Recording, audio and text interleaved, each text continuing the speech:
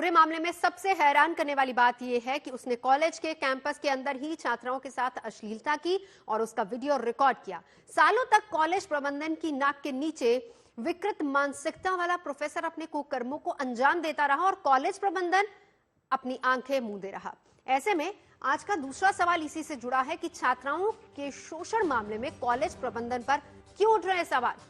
Professor के खिलाफ पहले भी शिकायतें होती रही हैं, लेकिन कॉलेज एडमिनिस्ट्रेशन ने उन पर कोई एक्शन नहीं लिया। यहां तक कि उन्होंने आरोपी प्रोफेसर को भी निलंबित उस समय किया जब उसके खिलाफ एफआईआर दर्ज हुई।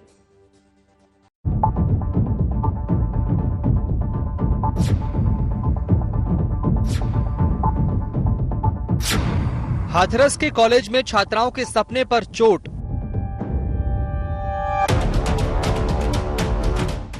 शिक्षा के मंदिर में होता रहा छात्राओं से दुष्कर्म।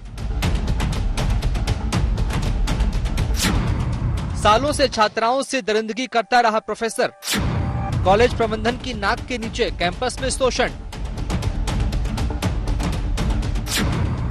कॉलेज परिसर में छात्राओं की सुरक्षा पर उठे सवाल। ये हाथरस के पीसी बागला कॉलेज के प्रिंसिपल प्रोफेसर महावीर सिंह छोकर है। कॉलेज में इतनी बड़ी घटना हो गई, कैंपस में सालों तक छात्राओं का शोषण होता रहा। इनकी नाक के नीचे कॉलेज का एक वरिष्ठ प्रोफेसर छात्राओं की इज्जत से खेलता रहा।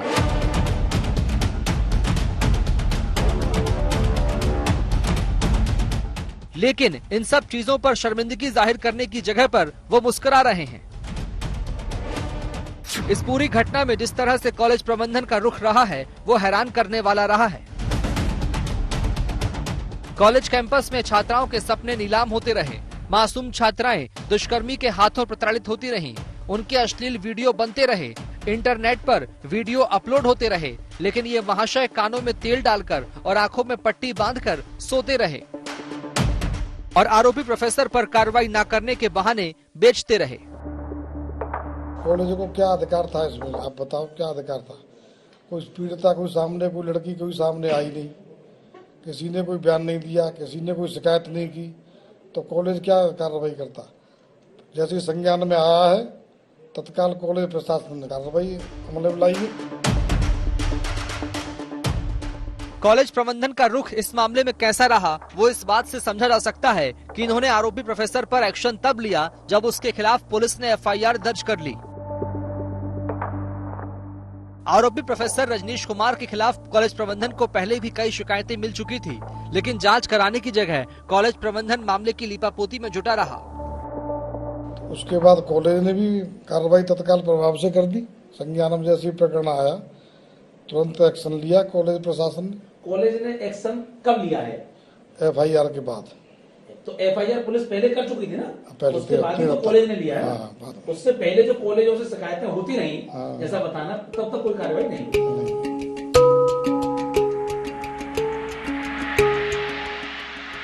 इस पूरे मामले में कॉलेज प्रबंधन की पूरी भूमिका संदेहास्पद रही है।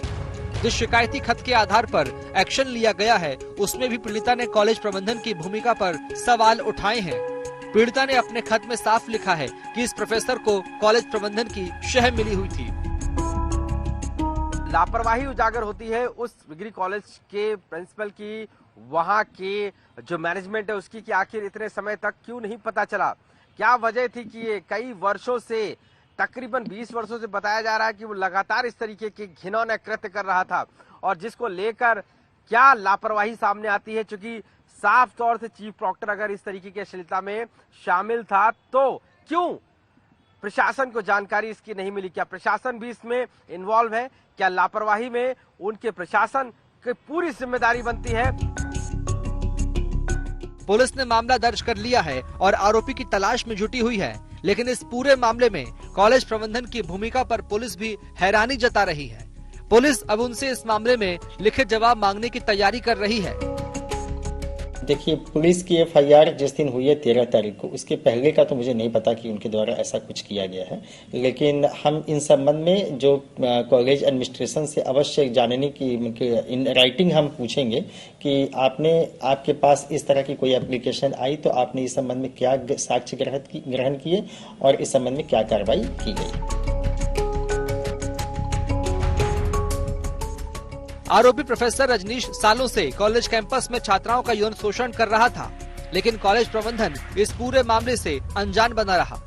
ऐसे में सवाल उठ रहा है कि कहीं कॉलेज प्रबंधन आरोपी प्रोफेसर को बचाने की कोशिश तो नहीं कर रहा है।